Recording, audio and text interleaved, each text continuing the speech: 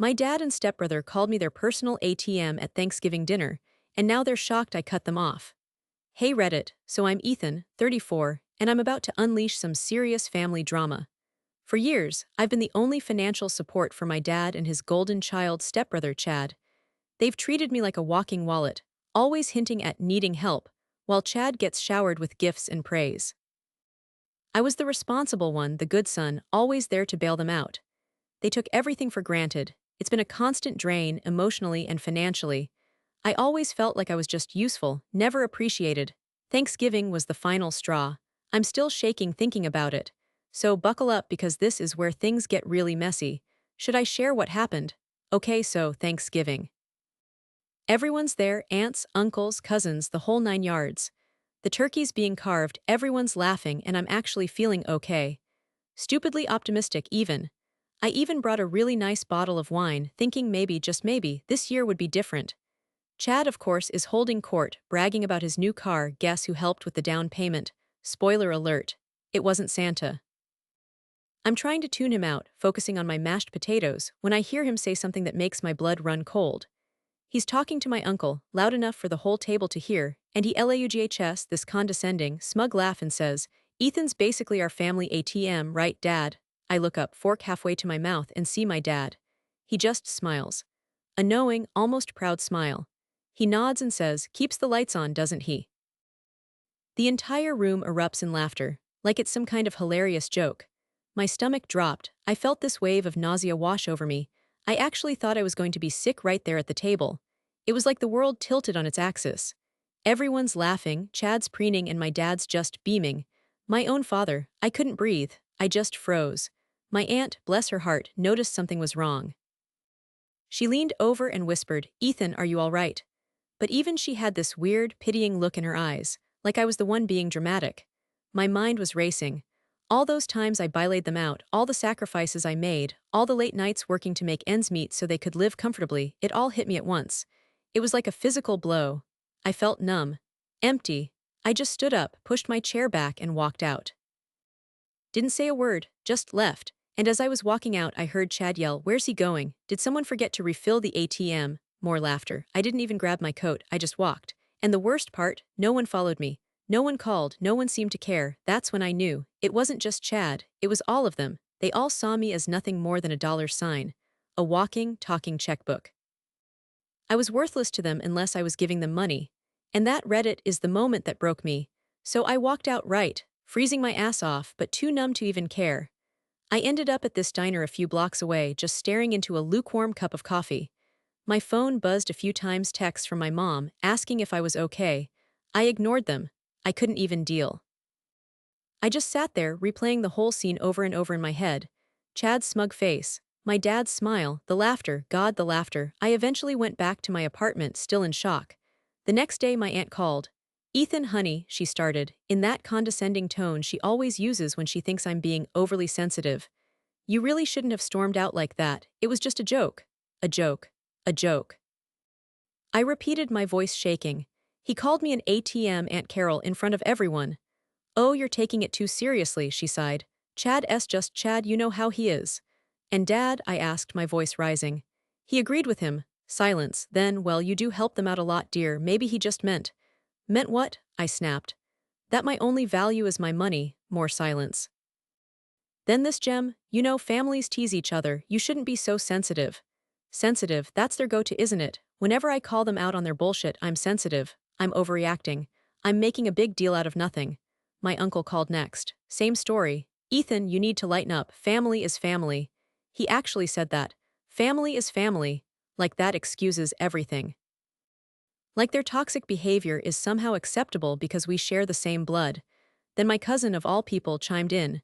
She texted me, "Don't be such a drama queen, Ethan. It's Thanksgiving, just get over it." Get over it, that's when I realized. It wasn't just Chad and my dad. It was the whole damn family. They were all complicit. They all benefited from my generosity, directly or indirectly, and they were all willing to turn a blind eye to the blatant disrespect I endured. They'd created this sick, twisted dynamic where I was the bank, and they were entitled to my money. And if I dared to complain, I was the problem. I was the one being unreasonable. I felt this rage building inside me, this white-hot fury I'd never experienced before. My hands were shaking. I hung up on my uncle. I didn't even respond to my cousin. I just sat there staring at the wall, feeling utterly and completely alone.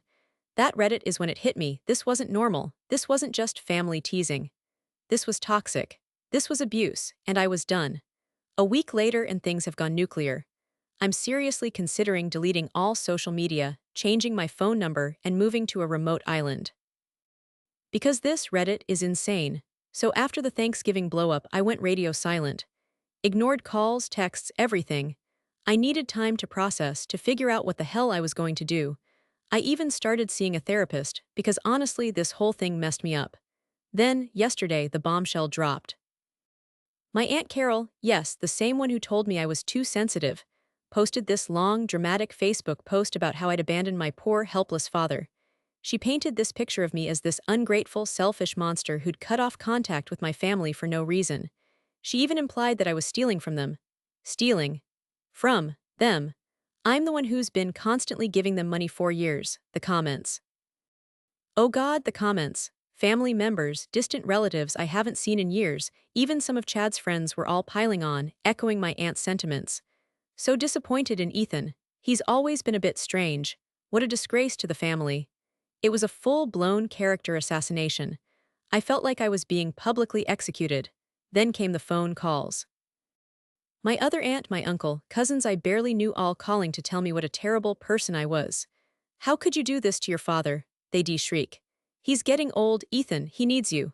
Like I'm some kind of heartless villain for not wanting to be their financial punching bag anymore. They conveniently forgot the part where they all sat there and laughed while Chad called me an ATM. The worst part? My mom. She's stuck in the middle of all this trying to defend me, but they're relentless. They're wearing her down. I can hear the stress in her voice, the exhaustion. It's killing me. I'm making her life hell, and it's the last thing I want to do. This isn't just family drama anymore. This is a full-blown smear campaign. They're trying to isolate me, to discredit me, to make me look like the bad guy. And you know what? It's working. I'm starting to question my own sanity. Am I overreacting? Am I the asshole here? It's like they're gaslighting me into believing I deserve this. But then I remember Thanksgiving. I remember Chad's sneer. My dad's smile, the laughter, and I know I'm not crazy. They are. This whole family is toxic, and I need to get out. This morning, I woke up to a string of abusive texts from Chad. You think you're so smart, huh? One read, you're dead to us. Another, just wait until dad gets his hands on you, you'll regret this. THRATS. Actual threats, that's it, I'm done, I'm taking action, I don't care what they say, I don't care what they do, I will not be their victim anymore, I'm going to fight back. And I'm going to win. So after that barrage of crazy from my family, I finally broke down and called my mom. I was a mess. Crying, ranting, the whole 9 yards. It all just came pouring out. The Thanksgiving incident, the Facebook post, the abusive texts from Chad, everything.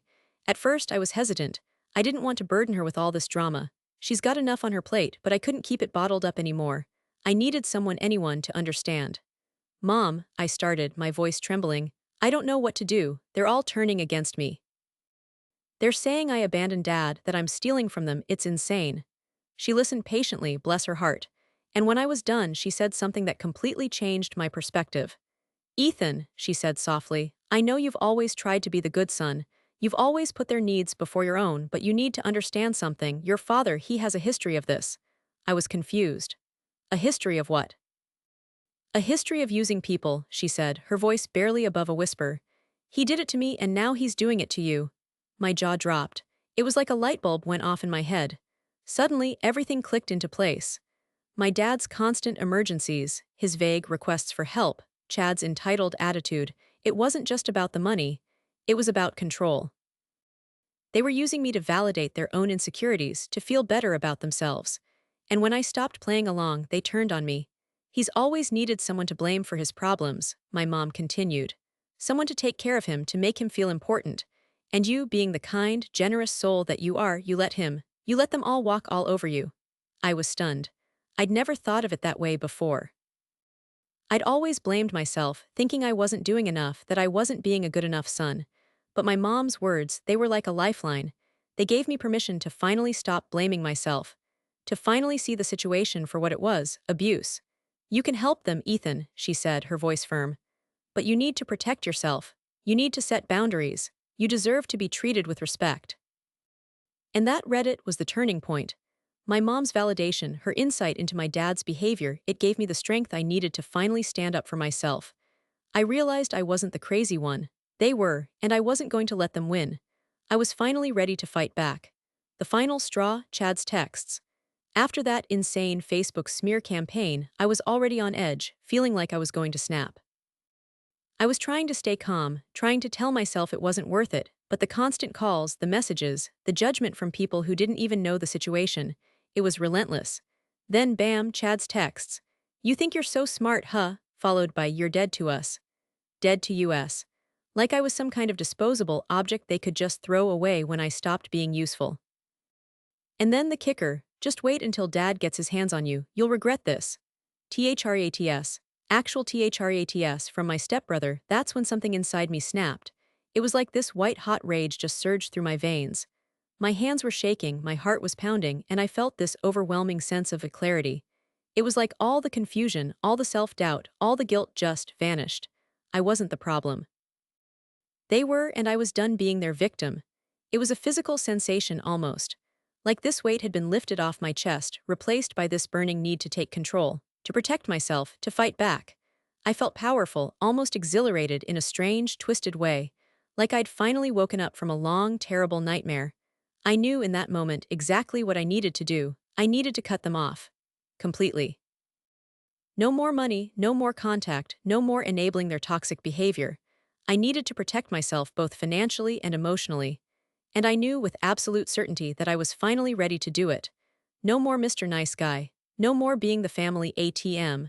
I was taking back my life and they couldn't stop me. Okay, Reddit, here's how I prepped for war. Because let's be honest, that's what this is. This isn't just a family squabble. This is a full-blown siege on my sanity and my bank account. First, I gathered my ammunition. I dug out every loan agreement, every bank statement, every email, every single piece of evidence that proved I'd been financially supporting them for years. I even found some old texts where they were basically admitting they saw me as their personal piggy bank. Jackpot. I scanned everything, made copies, and stored them securely. Paranoia, maybe, but I wasn't taking any chances. They'd already tried to paint me as a thief. I wasn't giving them any more fuel for their fire. Next, I called in the big guns.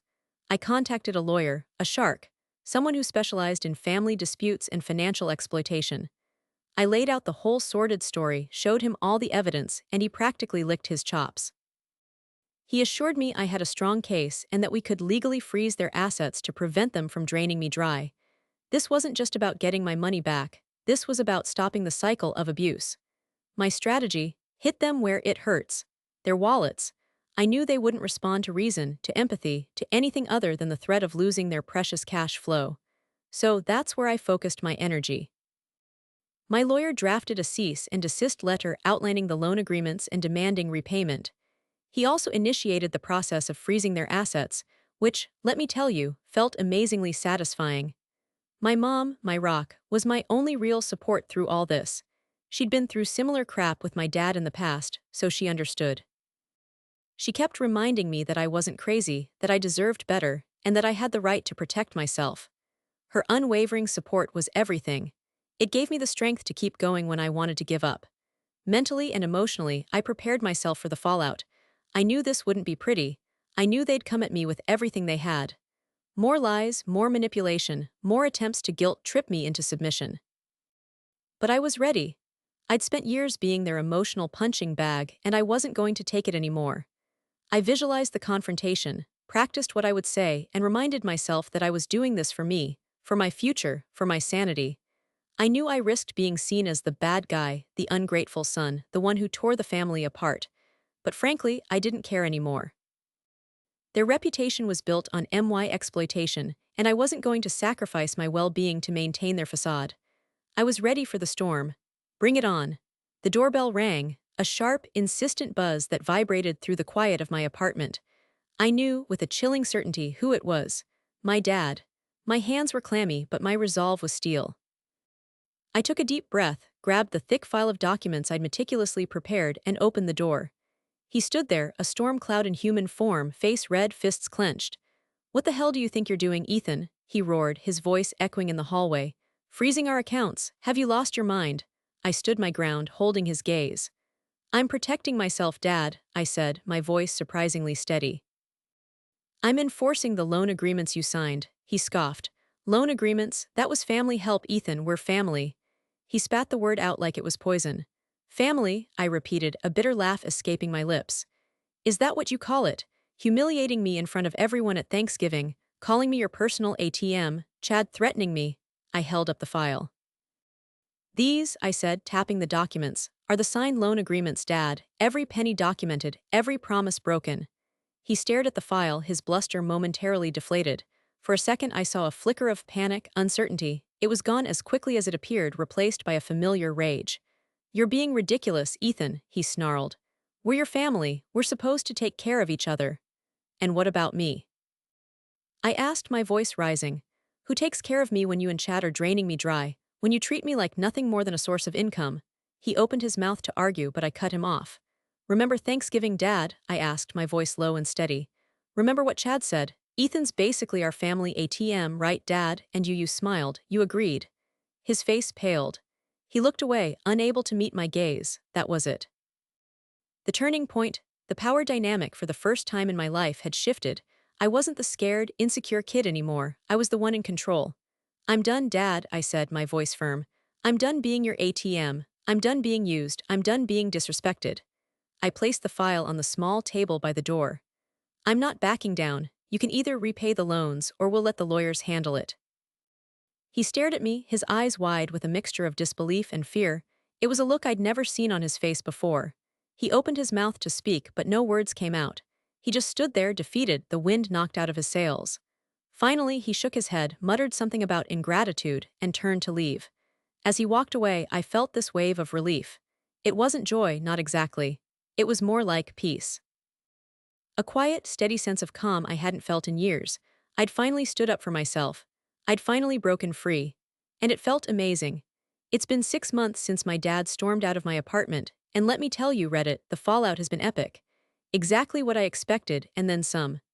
The immediate aftermath was a whirlwind of angry phone calls, venomous texts, and a social media shitstorm of biblical proportions. My Aunt Carol doubled down on her Facebook crusade, painting me as the ultimate villain. She even started a GoFundMe for my dad, claiming I'd left him destitute. Destitute. The irony was thick. Chad, predictably, went full scorched earth, threatening legal action and spreading rumors that I was mentally unstable. The extended family mostly sided with them. I became the pariah, the black sheep, the ungrateful son who dared to defy the family patriarch. It was exhausting. The legal battle was messy, protracted, and emotionally draining. My lawyer, bless his heart, was a beast. He systematically dismantled their arguments, presenting mountains of evidence proving their financial dependence on me. They tried everything, claiming the loans were gifts, accusing me of forgery, even dragging my mom into it, trying to paint her as a manipulative influence. It was brutal. In the end, though, we won. The court upheld the loan agreements, and they were ordered to repay the money. It wasn't about the money, not really. It was about the principle. It was about finally holding them accountable for their actions. It was about reclaiming my power. The victory was bittersweet. While I felt this huge sense of relief, the family relationships were irrevocably damaged. I'm low contact with my dad and Chad, haven't spoken to either of them since the court ruling. Some extended family members have reached out, tentatively, trying to rebuild bridges. I'm cautiously optimistic, but I'm not rushing into anything. Trust is earned, not given, and they have a lot of making up to do. My mom, my absolute champion, stood by me through it all. She was my rock, my confidant, my unwavering support system. I can't even express how grateful I am for her. Our relationship is stronger than ever. She's finally free from my dad's manipulation, too, and it's been amazing to see her flourish. The biggest change, though, has been within myself. I'm free. I no longer carry the burden of their entitlement, their expectations, their constant neediness. I've learned to set boundaries, to prioritize my own well-being, and to say no without guilt. I've realized that my worth isn't tied to my financial contributions. I'm enough, just as I am. And that, Reddit, is the most valuable lesson I've ever learned. This whole experience has been a roller coaster. Painful, yes, but also incredibly empowering. I've learned that family isn't always about blood, It's about respect, support, and genuine connection. It's about choosing the people who lift you up, not the ones who drag you down. So, Reddit, have you ever had to cut off toxic family members? How did you handle it? What advice would you give to someone going through a similar situation? I'd love to hear your stories.